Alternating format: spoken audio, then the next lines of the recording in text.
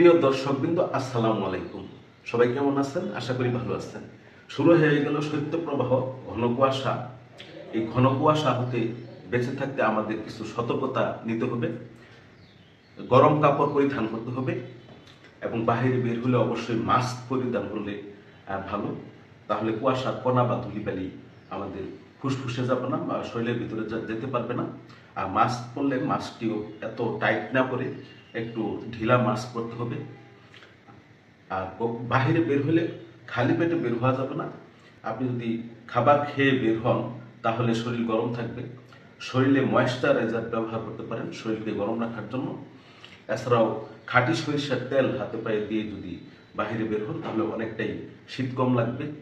এবং ছোট বাচ্চাদের ক্ষেত্রে বিশেষ করে সতর্কতা নিতে হবে যাতে তারা এই ঘন কুয়াশা বা ঠান্ডায় নিউমোনিয়া, শ্বাসকষ্ট বা সর্দি কাশি ইত্যাদিতে আক্রান্ত হতে না পারে। সেজন্য তাদেরকে গরম কাপড় পরিধান করাতে হবে এবং তাদের বিশেষ যত্ন নিতে হবে। তাদের হাতে পায়ে সরিষার তেল বা অন্যান্য ময়েশ্চারাইজার ব্যবহার করতে পারেন।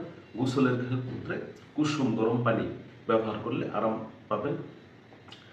এবং এই ঘন কুয়াশা বা শৈত্যপ্রবাহের সময় যারা গাড়ির চালক আছেন, ড্রাইভারদেরকে অনুরোধ করবো আপনারা গতি নিয়ন্ত্রণে রেখে গাড়ি চালাবেন, তা না হলে কিন্তু দুর্ঘটনা হওয়ার সম্ভাবনা থাকবে।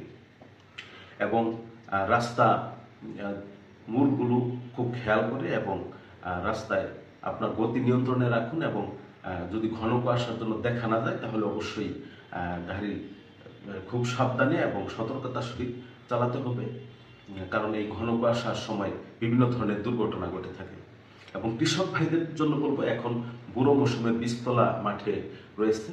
বীজতলাকে রক্ষার জন্য, ঘন কুয়াশা হতে বীজতলাকে রক্ষার জন্য স্বচ্ছ সাদা পলিথিন দিয়ে ঢেকে দিতে হবে এবং সারা রাত ঢেকে দিতে হবে।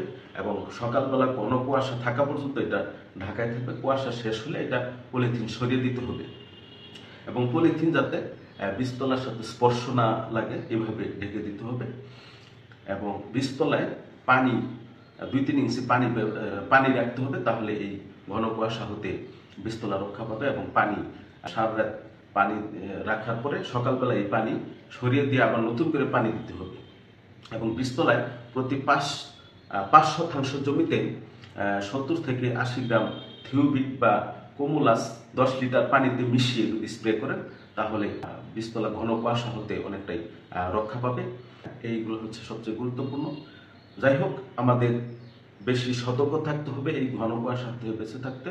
আমাদের প্রাত্যহিক জনজীবনেও আমাদের এই সতর্কতাগুলো মেনে চলতে হবে এবং কৃষক ভাইদের জন্য এই পরামর্শগুলো মেনে চলতে হবে বীজতলা রক্ষার জন্য। যাই হোক, আমার ভিডিওটি যদি আপনাদের ভালো লেগে থাকে অবশ্যই লাইক, কমেন্ট, শেয়ার করে দিন, অপরকে দেখার সুযোগ করে দিবেন। সবাই ভালো থাকুন, সুস্থ থাকুন। আসসালামু আলাইকুম।